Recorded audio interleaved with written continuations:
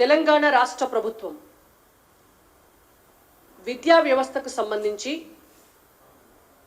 విద్యార్థులకు అందించాల్సినటువంటి సౌకర్యాలకు సంబంధించి తెలంగాణలో విద్యా వ్యవస్థ ప్రమాణాలను పెంచి రాబోయేటటువంటి విద్యా సంవత్సరంలో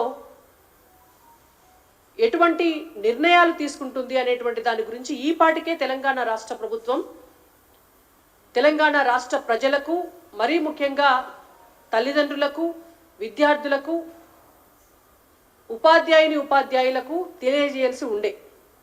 కానీ ఇప్పటి వరకు కూడా రాబోయేటటువంటి విద్యా సంవత్సరానికి గాను గత సంవత్సరం జరిగినటువంటి అసెంబ్లీ ఎన్నికల ప్రచార సమయంలో కాంగ్రెస్ పార్టీ ఇచ్చినటువంటి మేనిఫెస్టోలో చాలా స్పష్టంగా కొన్ని అంశాలను పొందుపరిచిండ్రు. వాళ్ళు ఇచ్చినటువంటి హామీలలో ఫీజులకు సంబంధించి ఫీజు రెగ్యులరేషన్ కమిటీని పెడతాము, ఒక చట్టం తీసుకొస్తాము అని కాంగ్రెస్ పార్టీ హామీ ఇచ్చింది. 6 నెలలైతుంది వాళ్ళు అధికారంలోకి వచ్చి. రేవంత్ రెడ్డి గారిని సూటిగా నేను ఒక ప్రశ్న అడుగుతున్నాను. అయ్యా ముఖ్యమంత్రి గారు, విద్యాశాఖను కూడా మీ దగ్గరనే పెట్టుకున్నారు. తెలంగాణ రాష్ట్రానికి విద్యాశాఖ మంత్రిగా ఉన్నటువంటి యనుమల రేవంత్ రెడ్డి గారు, మీరు తీసుకొస్తా అని చెప్పినటువంటి ఫీజు రెగ్యులరైజేషన్ కమిటీ చట్టం, ఫీజు రెగ్యులేషన్ చట్టం ఏదైతే ఉందో దానికి సంబంధించి ఈ రోజు వరకు కూడా ఎందుకు చేయట్లేదు మీరు అని మేము అడుగుతున్నాం. తెలంగాణ ఉద్యమం జరిగినాడు విద్యార్థులు ప్రాణాలు అర్పించి తెలంగాణ రాష్ట్రం తీసుకొస్తే ఆనాడు ఉన్నటువంటి BRS party KG to PG ఉచిత విద్య అందిస్తాము అని చెప్పి దాన్ని గంగల కలిపేసింది. అసలు విద్యా రంగాన్నే సర్వనాశనం చేసి దుంపనాశనం పట్టించి తెలంగాణలో చదువులను అధోగతి పాలు చేసినటువంటి ఘనత బీఆర్ఎస్ ప్రభుత్వం తీసుకున్నది.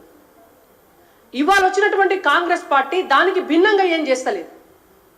ఇంకింత అధ్వాన్నమైనటువంటి స్థితిలకే పోతుంది విద్యారంగం అనేటువంటిది మనకు కళ్ళకు కనబడుతుంది.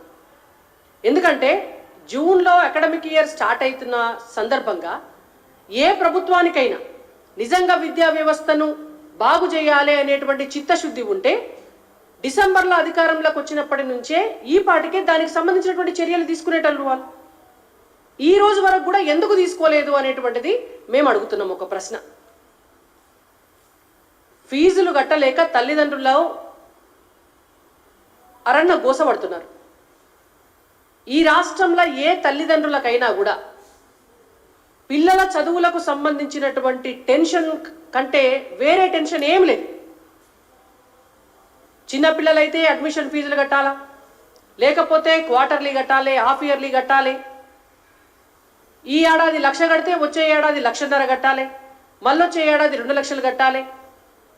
దీని మీద ఎల్కేజీ చదివేటటువంటి పిల్లలకు స్కూల్లో అడ్మిషన్ ఇచ్చేటువంటి పిల్లలకు కూడా 3 లక్షలు 5 లక్షలు తీసుకుంటున్నటువంటి స్కూల్స్ కూడా ఉన్నాయి. మరి వాటిపైన ఈ రోజు వరకు కూడా నియంత్రించడానికి ఒక చట్టం కానీ, ప్రభుత్వం నుంచి ఒక వార్నింగ్ కానీ, విద్యాశాఖకు ఒక లెటర్ కానీ ఏదన్నా తెలంగాణ రాష్ట్ర ప్రభుత్వం ఎందుకు పంపించాలి అని మేము అడుగుతున్నాం.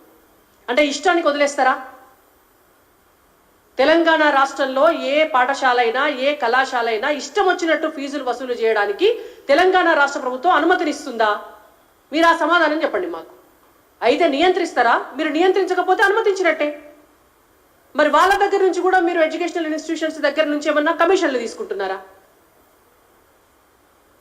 ఎట్లయినా రేవంత్ రెడ్డి గారు ఎమ్మెల్యే టికెట్లు, ఎంపీ టికెట్లు, ఎమ్మెల్సీ టికెట్లు ఇచ్చడంలో రేటు కట్టి రేట్ అయిండు.